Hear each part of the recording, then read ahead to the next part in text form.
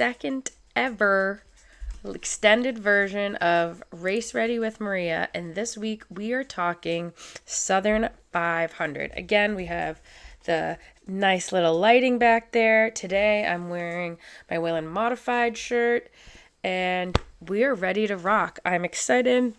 So earlier today I already posted today I posted my 3 things you need to know video. So we're gonna just start again with okay, sorry about that. I just got food delivered. My dog freaked out.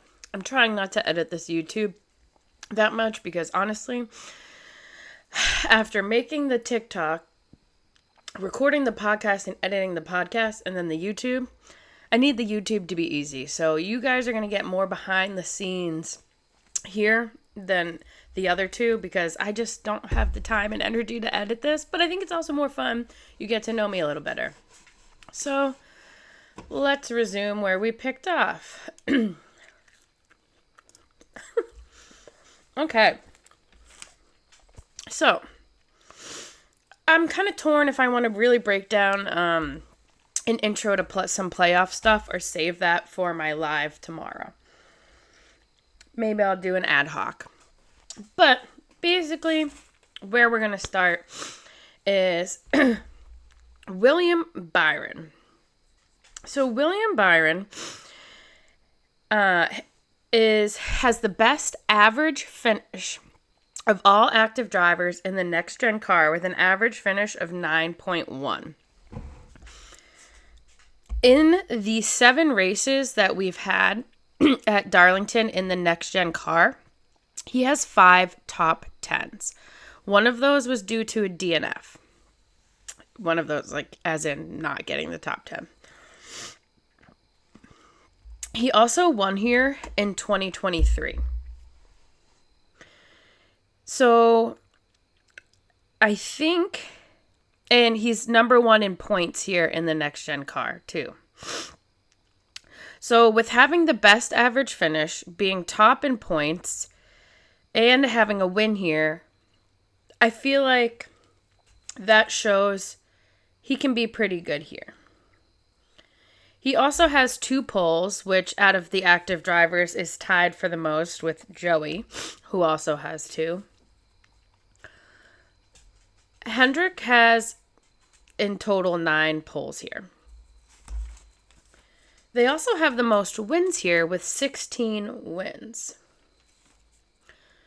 And so if we're also talking about Hendrick, I'm going to dive in a little bit to Kyle Larson. Currently, Vegas has him as a top favorite, but tied with William Byron. But I'm going to be honest, and I don't have him there. Well, I kind of do. So let me get into that. Larson, to me, from what I'm looking at, is a bit of a checkers or wreckers here.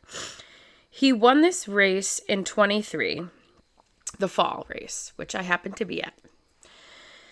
It was the first time I saw my driver win in person. It was amazing. But then last May, he had an accident.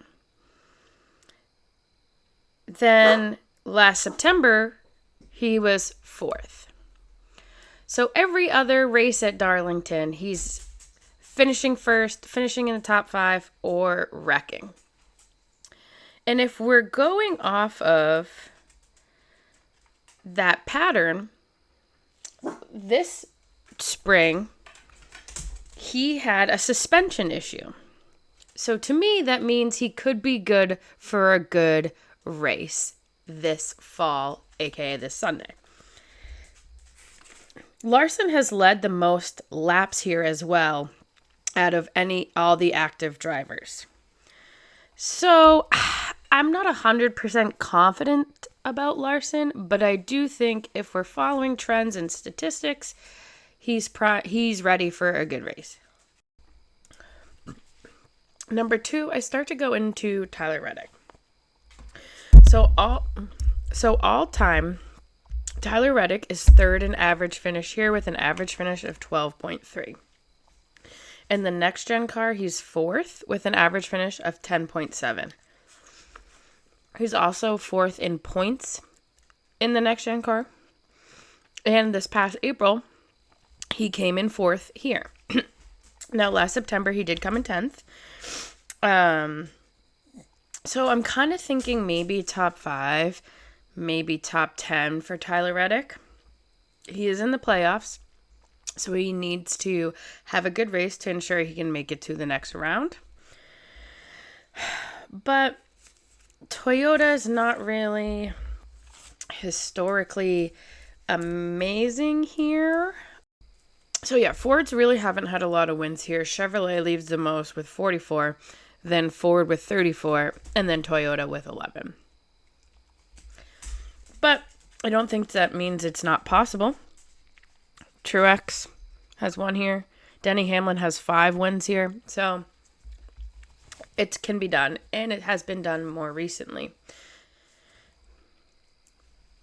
So then 3, I actually go into Denny Hamlin. As I just said, he has 5 wins here all time. He won here this April race that we just most recently had. He does have the best average finish out of all the active drivers all time with an average finish of 7.9. In the next gen, he drops to 3rd with an average finish of 10.3. And he's also 2nd in points in the next gen car. To me, he's kind of my top favorite. He is right behind Byron and Larson at according to Vegas with a plus 600 odds. So I'm looking at Denny to have a really good day. 3 main people that I spoke about on my TikTok video, but now here is where I'm going to go into a little more detail. I think Ty Gibbs is somebody else that we should be on the lookout for a fantasy play or a top 10 bet. In the next gen car, he has an average finish of 13.8. Oh, actually, overall, because he's only had 6 races here. He also has 2 top 10s. And I do think he has done decently well this year. So I think he's somebody that you could definitely play and expect maybe a top 10 from him. Now, Joey Logano is also somebody that might perform better than Ty Gibbs. And I honestly haven't talked about him too much this year. I haven't really heard a lot of people talking about him because I feel like he's had a little bit of a quiet year. Now, it is his old every other year do well in the playoff type thing, and this is the other year, so, keep that in mind. But Joey Logano is tied for Kyle Busch in average finish at 5th all time with 13.3 average finish. When you go to the next gen, he does have a win. He is 5th in points.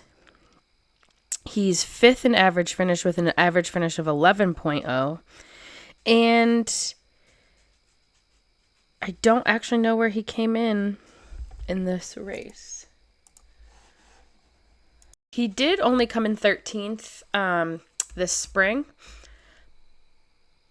Yeah, he's a little bit also like mid-pack. It's just like, so spring was 13th, then the September before was 8th, then 21st, then 12th, then 18th, and 4th, 8th. So I feel like his better average finishes here came from like 2022, 2020, that area.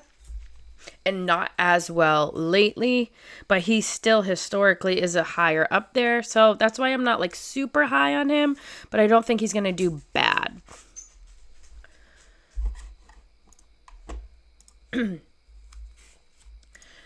Another person that I'm a little on the fence about saying you should do as a fantasy pick, but I still think he could have a good shot of doing decent, is Eric Jones.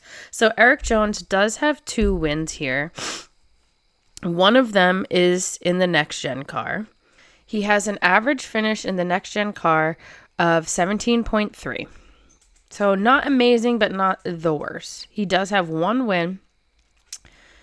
And he has 2 top 10s, obviously one of them including that win. He does have a DNF, so it's like, I think he has the opportunity to do well, but am I guaranteeing that he will? No.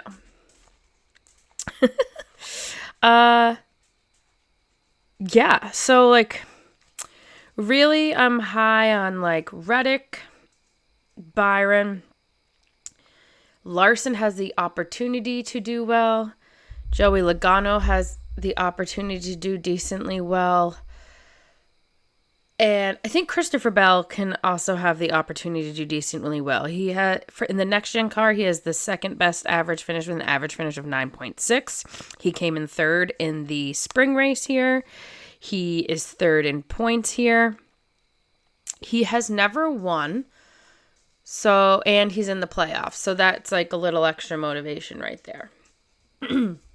So those are the people I'm really looking at historically that have done well at Darlington. So because we haven't run too long, I will go into a little bit of the fun playoff stats. And I want to thank J-Ski's website for this. I did not pull these. I pulled these from J-Ski. 5 times the winner has won the opening race. No, 5 times the winner of the opening race has gone on to win the championship. Kurt Busch did it in 2004. That was at New Hampshire. In 2011, Tony Stewart did it at Chicago. Brad Kay did it at 2012 in Chicago. Truex did it in 2017 at Chicago. And then just last year, Joey Logano won Atlanta. But none of those were Darlington. In 2006, Jimmy Johnson won the championship after coming in 39th at the opening race. I actually don't know off the top of my head where that race was, but I thought that was crazy. And then in 2020, Chase Elliott in 2020, Chase Elliott came in 20th at Darlington, and which was the opening race of the playoffs, and he still won the championship. So what I'm trying to get at is that it's not going to be impossible if you do not do great here. Obviously, it makes your road a little harder, but it is not impossible. Jimmy Johnson was also at Chicagoland. Oh, no, sorry. Jimmy Johnson's 39th place finish was at New Hampshire when he won the championship. So, also, if we want to talk about rankings, the driver seeded number 1 has been the most winningest seed position. That has happened 4 times. Larson in 2021, Kyle Busch in 2019 and 2015, and Truex in 2017. Now, how long has the playoffs been going on? 2014. So we're going on 11 years. So that's only 4 out of 11. So that's not like a ton, and not like being like, wow, your odds are so high. However, it's a good chance. Let's do the math real quick for you. 4 divided by 11. 36%. So 36 of the championship wins have been seeded number 1. Obviously, it makes your life a lot easier if you are. In 2023, Blaney won the championship from being seeded 12th. That's the furthest seed someone has ever won the championship. So let's keep that in mind as we about to read off what we are entering the playoffs seeded at. So William Byron and Kyle Larson both have 26 points, but Kyle Larson is ranked number 1, while William Byron is 2. Then we have Denny Hamlin, Ryan Blaney 4th, Christopher Bell 5th, Shane Van Gisbergen 6th, Chase Elliott 7th, Chase Briscoe 8, Bubba Wallace 9, Austin Cindric 10, Ross Chastain 11, Joey Logano 12. So the 4 drivers in the current cutoff line of the finishing out the top 16 are Josh Berry, Tyler Reddick, Austin Dillon, and Alex Bowman. I feel good about Tyler Reddick doing well here and kind of separating a little bit. And I kind of feel like maybe like a Austin Cindric, a Shane Van Gisbergen will drop. Austin Dillon, I fear, will probably stay out there, and Josh Berry will probably stay out there as well. But anything can happen. That's why we race. I'm trying to find Josh Berry right now. Josh Berry has an average finish of 25.0 here. That's not too great. And Austin Dillon has an average finish here of 21st, which I just think for the playoffs is not going to cut it. As a reminder, before the green flag drops, you can still enter my league for the playoff grid challenge. My league is called Trust the Formula. So far, 62 people have joined, which I think is really exciting. You have until the green flag drops to put in your grid, and NASCAR will pay you if you are the best one. I am going live tomorrow, August 28th at 6 p.m. to walk through why I'm going to make my grid what I am. So we'll go more into the playoff stuff. We'll go more in depth. So go live on TikTok tomorrow evening if you want to kind of follow along with that. This one was a little all over the place. I'm sorry. I had a busy day. I had food delivered in the middle of this, but I hope it was still informative enough. And thank you so much for all of your support. And I will see you Saturday on TikTok for Maria's Formula for Victory. Thank you for joining.